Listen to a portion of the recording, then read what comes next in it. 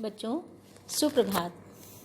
आज हम सूरदास जी द्वारा रचित भ्रमर गीत प्रसंग के वो पद पढ़ेंगे जो आपकी पाठ्य पुस्तक में संकलित हैं। भ्रमर गीत सूरदास जी द्वारा रचित सूरसागर का बड़ा ही मनोरम अंश है। इसमें उद्धव और गोपियों का संवाद वर्णित है। श्री कृष्ण उद्धव को गोकुल इसलिए भेजते हैं कि वे गोपियों को निराकार ब्रह्म की उपासना का संदेश दें, उन्हें योग साधना की ओर प्रेरित करें। किंतु गोपियां स्वयं को निराकार ब्रह्म की उपासना में असमर्थ बताते हुए उद्धव को ऐसे तर्कपूर्ण उत्तर देती हैं कि ज्ञान गरिमा से मंडित उद्धव भी निरुत्तर हो जाते हैं। भ्रमर गीत प्रसंग में गोपियों की वाग विदग्धता देखने योग्य है। वास्तव में वाग विदग्धता का मतलब ही यही है कि सामने वाले व्यक्ति को ऐसा खरा और चुभता हुआ उत्तर दिया जाए कि उसकी बोलती बंद हो जाए। तो आइए पढ़ते हैं भ्रमर गीत के ये पद। पहला पद।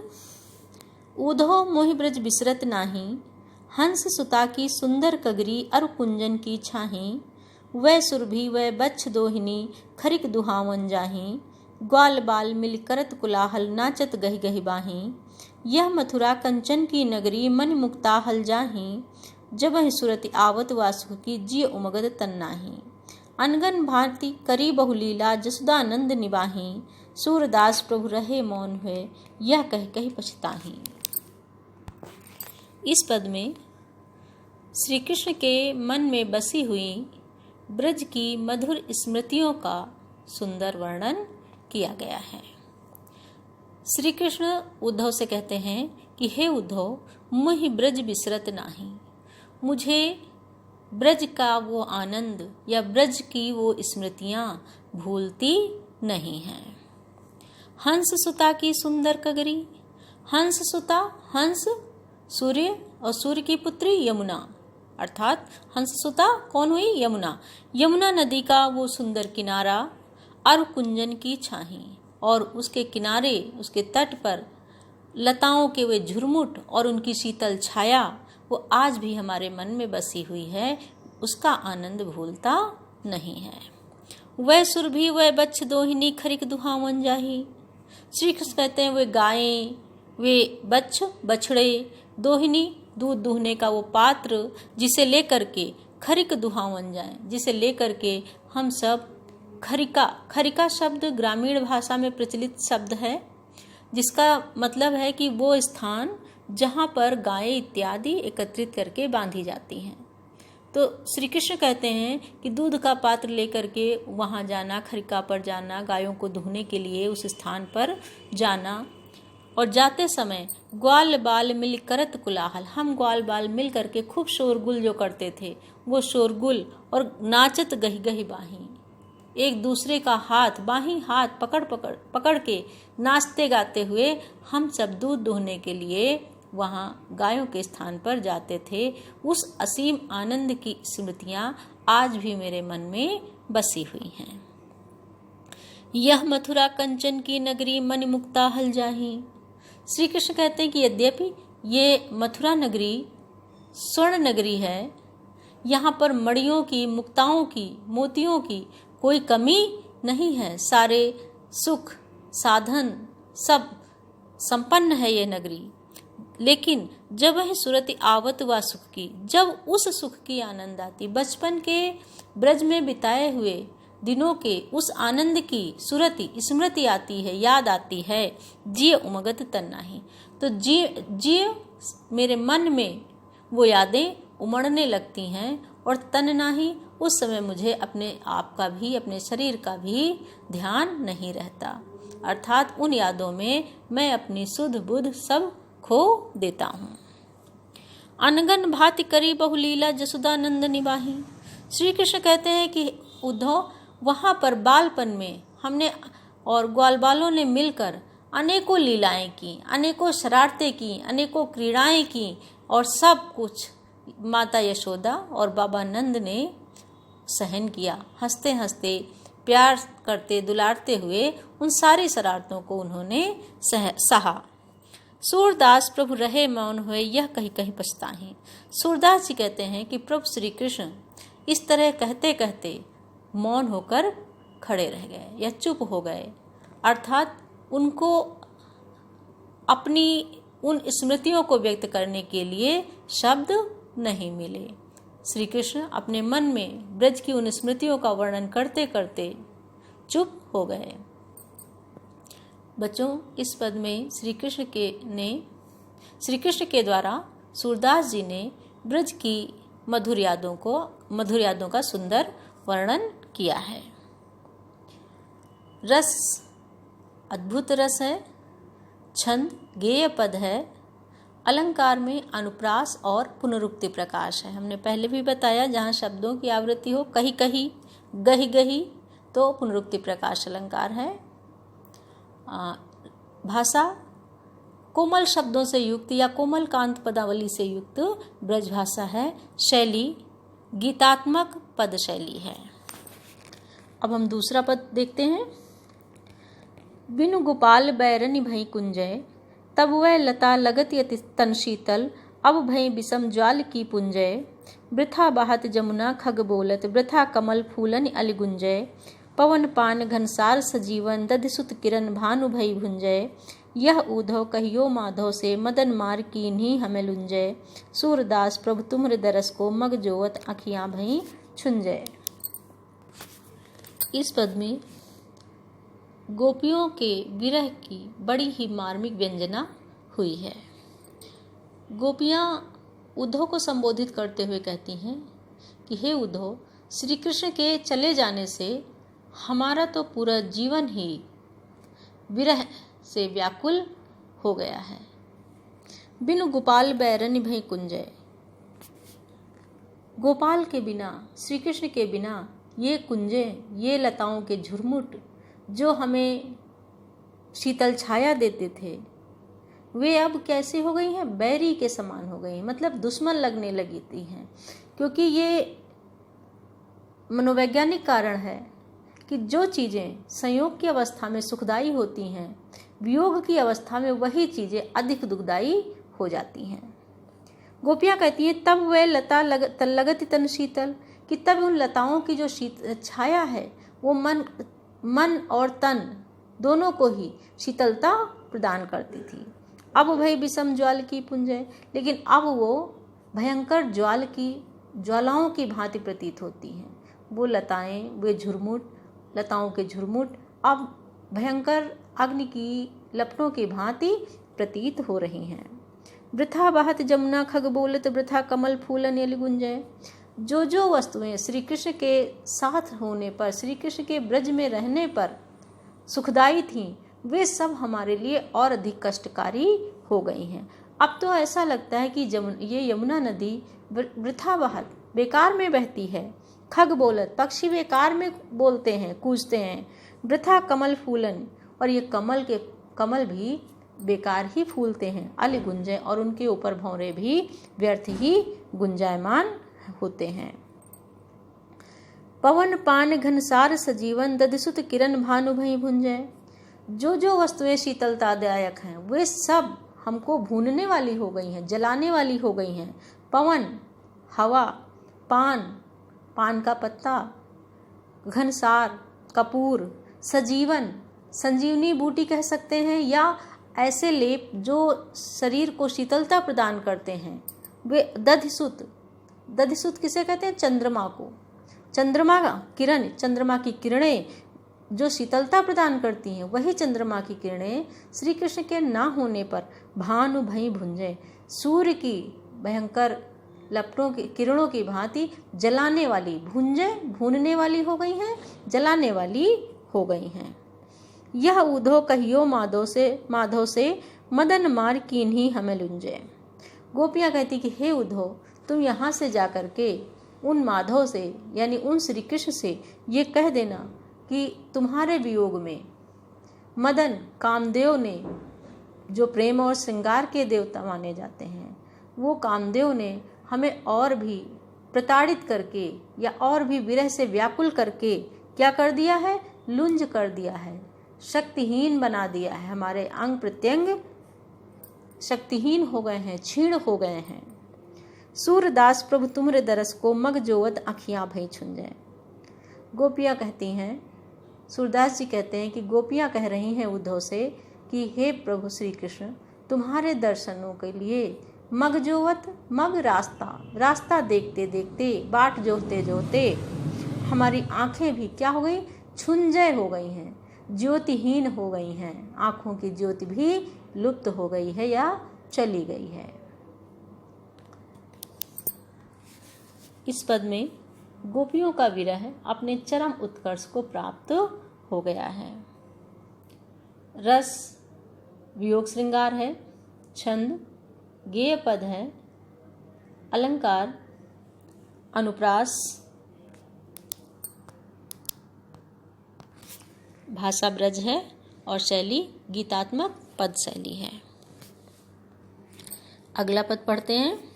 हमारे हरिहारिल की लकड़ी, मन क्रम बचन नंद नंदन उर, यह दृढ़ करि पकरी, जागत सोवत स्वप्न दिवस निस, कान्ह कान्ह जकरी, सुनत जोग लागत है ऐसो, ज्यों करुई ककरी, सूत व्याधि हमको ले आए, देखी सुनी न करी, यह तो सुर तिन्ह ले सौंपो, जिनके मन चकरी। इस पद में श्री कृष्ण के प्रति गोपियों के एक निष्ठ प्रेम की अभिव्यक्ति हुई है।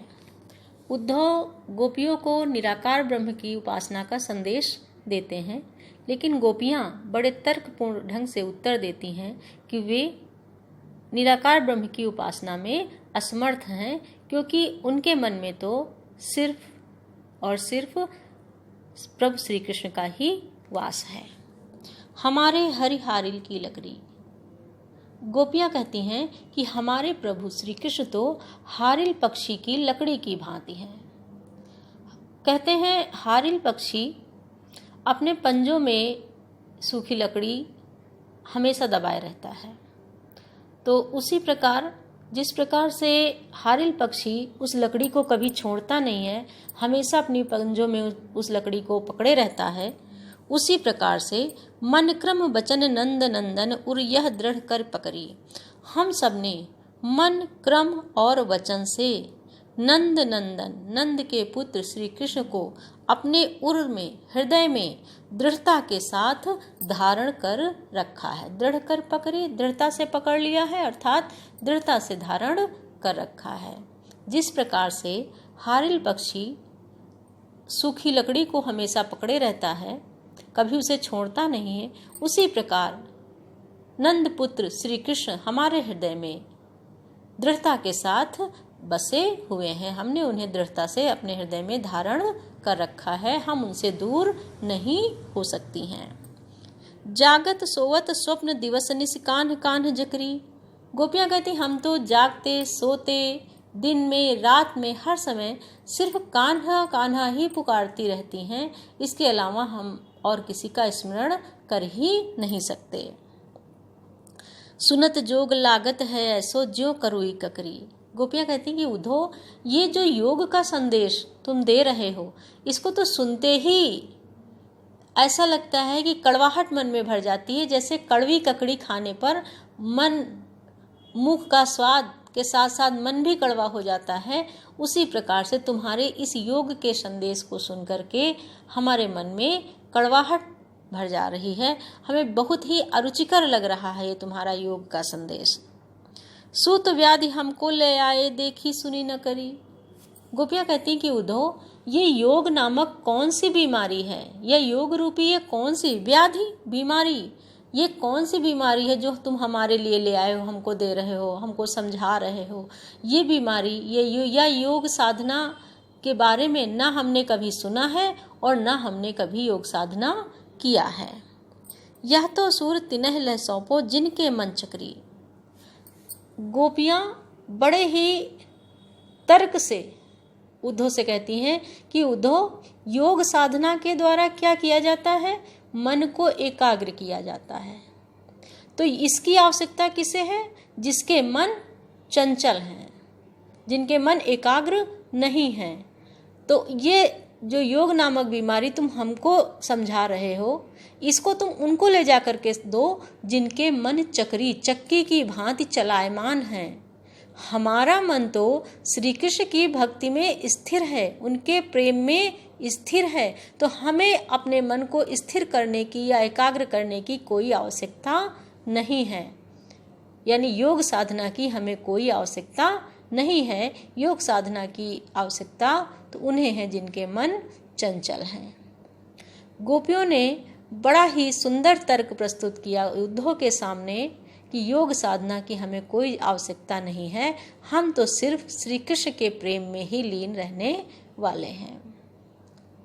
रस वियोग श्रृंगार है, छंद गेय पद है, अलंकार में अनुप्रास, उदाहरण, उपमा और रूपक अलंकार है।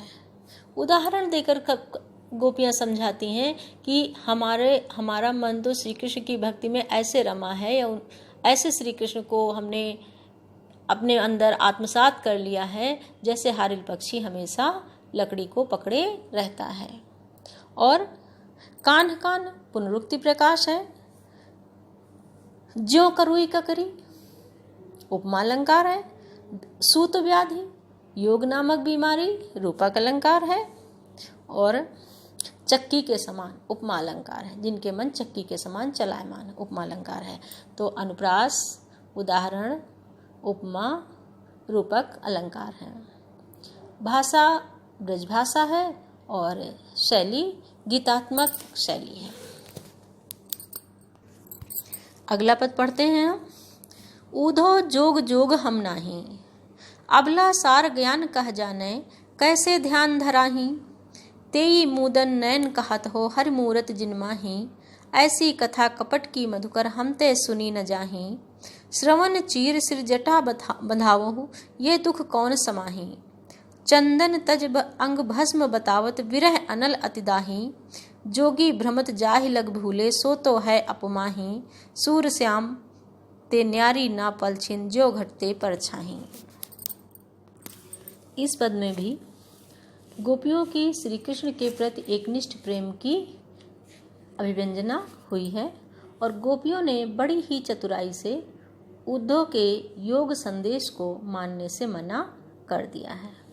गोपियाँ कहती हैं, उद्धव जोग जोग हम नाही, हे उद्धव तुम्हारी योग साधना के योग्य हम नहीं हैं। कौन सा अलंकार है यहाँ पर बच्चों? यमक अलंकार है। एक जोग का मतलब क्या है? योग साधना, और एक जोग का मतलब है योग्य। हम तुम्हारी योग साधना के योग्य नहीं हैं। अबला सार ज्ञान कह जाने, कहती हम अबला नारियां हैं, अबला स्त्रियां हैं, हम सार ज्ञान, ब्रह्म ज्ञान या तत्व ज्ञान क्या जानती हैं, कैसे ध्यान धराएं। और जिसको हम जानते ही नहीं हैं उसमें हमारा मन कैसे लग सकता है? क्योंकि स्वाभाविक सी बात है, जो चीज़ जानी जाए उसी में मन लगता है। जिसके बारे में हम कुछ जानते ही नहीं उसमें भला हम अपना ध्यान कैसे लगा सकती हैं।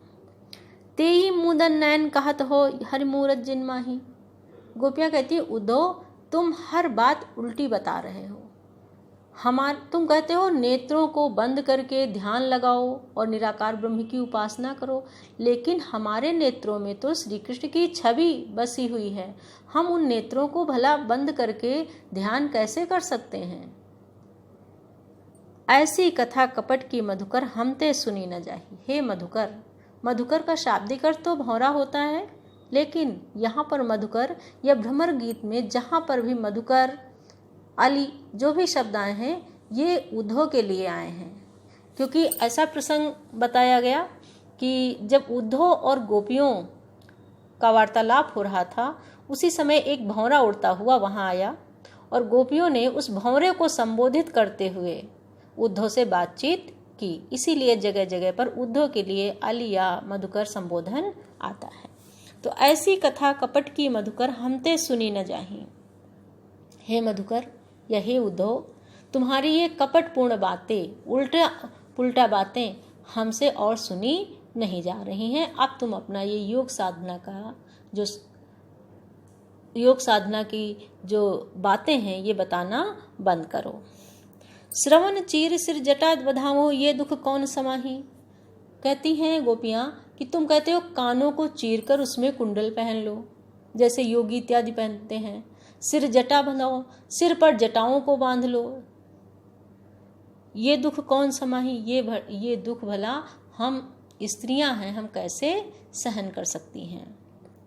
चंदन तज अंग भस्म बतावत, विरह अनल अतिदाही।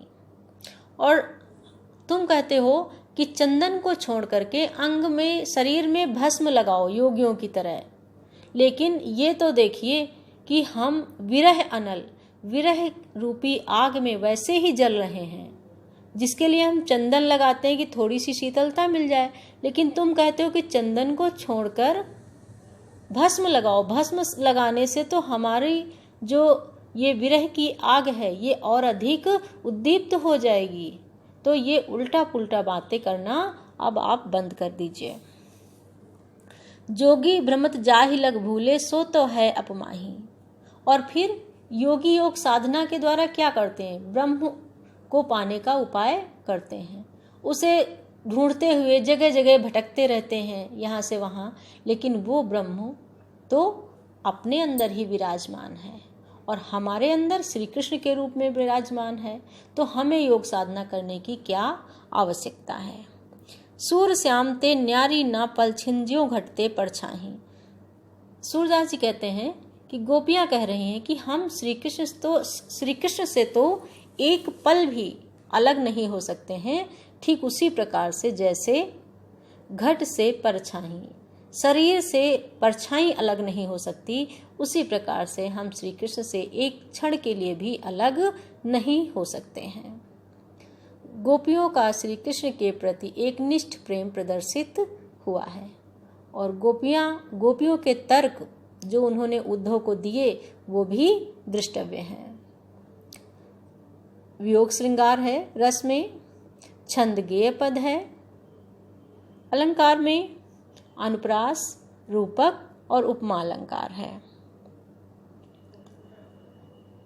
भाषा ब्रजभाषा है, शैली गीतात्मक है, शब्द शक्ति व्यंजना है। अगला पद, लरिकाई को प्रेम कहो अली कैसे छूटत, कहा कहो ब्रजनाथ चरित अंतर्गति लूटत।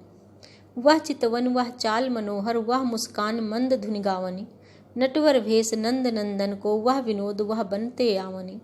चरण कमल की सौह करती हो यह संदेश मोहि विष समलागत, सूरदास पल मोहि ना बिसरत मोहन मूरत सोवत जागति। इस पद में श्री कृष्ण के प्रति गोपियों के एकनिष्ठ और पवित्र प्रेम की व्यंजना हुई है। लरिकाई को प्रेम कहो अली कैसे छूटत। अली का शाब्दिक अर्थ सखी भी होता है और अली उद्धव के लिए भी संबोधित किया गया है। तो उद्धव से कहती हैं गोपियाँ कि हे उद्धव, हमारा और श्री कृष्ण का प्रेम तो बचपन का प्रेम है और बचपन का प्रेम निश्चल होता है, वासना रहित होता है। तो वो निश्चल प्रेम भला कैसे छूट सकता है। हमारा प्रेम बचपन का निश्चल प्रेम है, वो भला कैसे छूट सकता है। कहा कहो ब्रजनाथ चरित। गोपियाँ कहते हैं कि ब्रज के स्वामी ब्रजनाथ, ब्रज के स्वामी श्री कृष्ण की लीलाओं का, उनके रूप का, उनके चरित्र का वर्णन कैसे किया जा सकता है। उनकी लीलाओं का, उनके रूप का आनंद तो अंतर्गत लूटत, सिर्फ आत्मा में या मन में अनुभव किया जा सकता है, उसका वर्णन नहीं किया जा सकता। वह चितवन वह चाल मनोहर वह मुस्कान मंद धुनि गावन। गोपियाँ श्री कृष्ण के रूप सौंदर्य का स्मरण करते हुए कहते हैं कि उनकी वह चितवन दृष्टि, वह चाल मनोहर, उनकी वह सुंदर चाल, वह मुस्कान और उनकी मुस्कान मंद धुनि गावन, और धीरे धीरे सुर में, धीरे धीरे आवाज में उनका वो बांसुरी बजाना या गाना। नटवर भेष नंद नंदन को वह विनोद वह बनते वावन। नंद पुत्र श्री कृष्ण का वो नटवर भेष, लीलाधारी भेष, उनका वह विनोद करना, हंसी मजाक करना, वह बनते और वन से गायों को चराते समय, लौटते समय उनका वो सौंदर्य वो कभी भी वर्णित नहीं किया जा सकता या मेरे मन से विस्मृत नहीं हो सकता है। चरण कमल की सौंह करत हो, यह संदेश मोहि विष सम लागत। गोपियां उद्धव से कहते हैं कि गोपियां कहती हैं उद्धव से कि हे उद्धव, मैं श्री कृष्ण के चरण कमलों की सौगंध खाकर कहती हूँ कि तुम्हारा ये योग साधना का जो संदेश है ये हमें विष के समान पीड़ादायी लगता है, कष्टकारी लग रहा है, इसलिए अपना ये योग का संदेश हमें मत सुनाओ।